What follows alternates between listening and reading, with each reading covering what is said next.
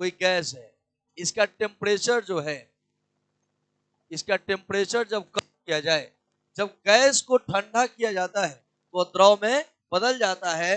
तो गैस का द्रव में बदल जाना ही संघनन कहलाता है। अब जानिए संघनन होता कैसे।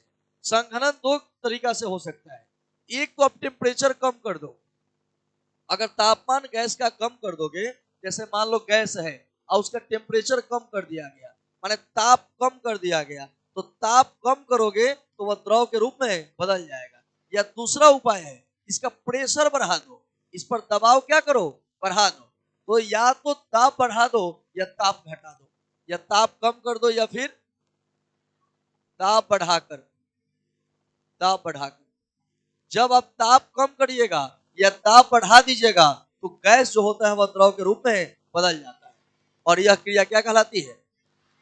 हमें यह समझना है कि भाई दाब बढ़ाते हैं तो फिर यह संघनन की क्रिया कैसे होती है, गैस द्रव में बदल कैसे जाता है। तो देखो, जब हम दाब बढ़ाएंगे, जब मान लो इसी को प्रेशर बढ़ाएंगे तो इसके कण एक दूसरे के क्या आ जाएंगे, निकट। मान लो गैस है, उसका प्रेशर बाहर से बढ़ा रहे हो, तो प्रेशर बढ़ाओगे तो क्या होगा, उसके कण एक दूसरे के निकट आएंगे। और जब निकट आएंगे तो अंतरा अणु का आकर्षण बल क्या रह जाएगा, कम। अणु का आकर्षण बल, अंतरा अणु आकर्षण बल जो होगा वह क्या हो जाएगा, कम। जब बाहर से दाब बढ़ाएंगे तो गैस के कणों के कण जो होंगे एक दूसरे के काफी निकट आ जाएंगे। आज जब गैस के कण एक दूसरे के निकट आ जाएंगे तब क्या होगा, अंतरा अणु का स्थान कम हो जाएंगे और उनके बीच लगने वाला अंतरा अणु का आकर्षण बल बढ़ जाएगा। और जब अंतरा अणु का आकर्षण बल बढ़ जाएगा तो वह गैस जो होगा वह द्रव के रूप में बदल जाएगा। और इस प्रकार से द्रव द्रव में बदलना, गैस का द्रव में बदलना क्या कहलाएगा, संघनन। अब एक पॉइंट है इसी में, क्रांतिक ताप। क्या भाई, क्रांतिक ताप क्या है? इसी में एक पॉइंट आता है कि क्रांतिक ताप क्या है। तो वह निश्चित ताप, वह निश्चित ताप जिस ताप से अधिक ताप पर गैस को, माने गैस को ठंडा करने पर भी, गैस को ठंडा करने पर भी वह द्रव के रूप में नहीं बदलता है, चाहे दाब कितना भी क्यों नहीं हो। तो इस प्रकार के ताप को हम क्रांतिक ताप कहते हैं। माने कहने का मतलब है कि वह निश्चित ताप, एक ऐसा टेम्परेचर जिस टेम्परेचर से अगर टेम्परेचर कम करें और ताप बढ़ा दें और तब भी वह गैस जो है द्रव के रूप में न बदले तो वह क्या कहलाएगा, क्रांतिक ताप। जैसे यहां देखो, जैसे मान लो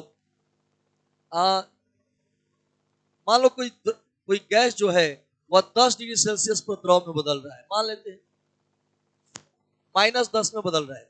मान लो कोई गैस है जिसको हम ठंडा करें -10 पर, तो वह बदल जा रहा है मान लो द्रव के रूप में। किसके रूप में, मानकर चलते हैं द्रव के रूप में बदल जा रहा है। तो अगर कुछ ऐसा ताप हो -10 पर, -10 से कम ताप कौन होता है, -12, -13, -14, इससे कम ताप है। अगर ताप कतनहू बढ़ाओ, कितना भी आप ताप बढ़ा दीजिए, और टेम्परेचर इससे अगर कम लाते हो, अब तब वो संघनन की क्रिया नहीं कर रहा है, तो समझ जाओ कि यह ताप कौन सा ताप है, क्रांतिक ताप।